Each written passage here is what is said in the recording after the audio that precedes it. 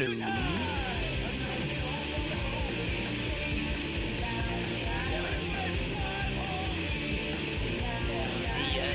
is two-man advantage from Long Island, New York. Three's a hat trick.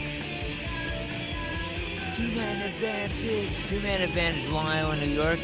Check them out at Two-Man Advantage Music, I believe on X or Twitter.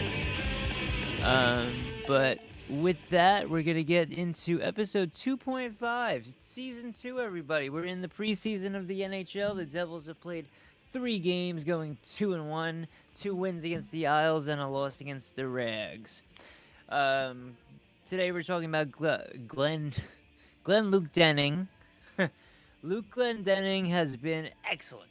Now, we don't know the exact status of Mark McLaughlin, who's a good center. I think he's a solid center, would have played a lot this season.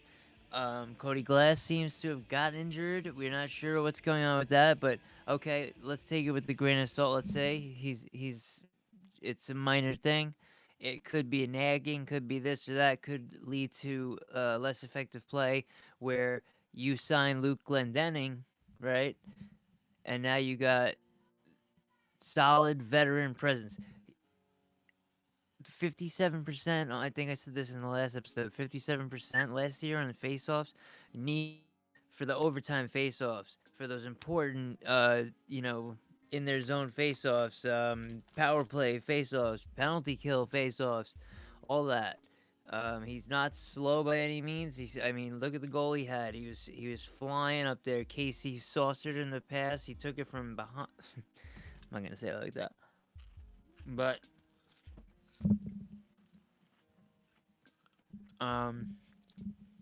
at this point, if Fitz doesn't sign Luke Glendening, he's officially. It's almost official to me anyway, but he's officially the worst GM I've ever witnessed. When I say witnessed, I mean, like, I've followed teams like the Panthers and the Devils, even Ottawa and San Jose over my life. I've followed those teams. I've followed them, like, deeply, like I do the Devils. And so I've seen a lot of bad GMs, especially Ottawa. Florida, a little bit. But that's not the point. Point is, if he doesn't see this opportunity for Glendening to come in, work well with these young guys, even guys like Nico and Brett, they're 10 years younger than this guy. They might not be the spring chickens anymore, but they're 10 years younger. He's still got all that experience. He's got Stanley Cups.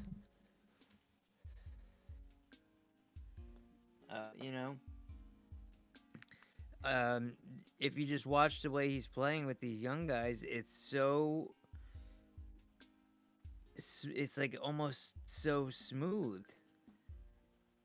I don't even know how to explain it. It's like I feel like he's been on the Devils already. You know that you ever have that with a player that comes in and I'm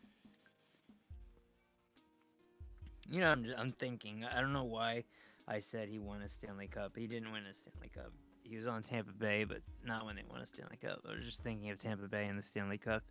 It's actually been, 4 or 5 years now. Anyway, yeah. So Glendening, not like the goal scoring like magician, not the point master, but he is the guy you sign to take those face-offs, to make some hits, maybe. He's taken a lot of shots.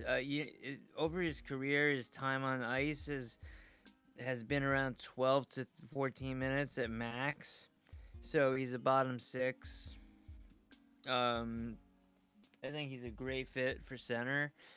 I called this episode 2.5 because it's only this little thing. I just wanted to get the Glendening thing out there. Check him out. Check out my highlights. Actually, I'm going to pull up my highlights. Why not promote my shit? So we'll go to my Twitter account, of course. Devil's Joint X. And if you're not watching, then I'll explain to you what we're looking at. So, let me put it up on the screen. Do I want to remove the layer? I do not want to remove the layer.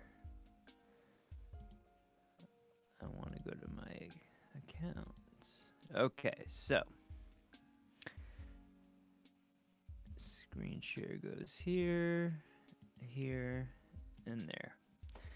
All right, so I have the screen up. I just put a video up.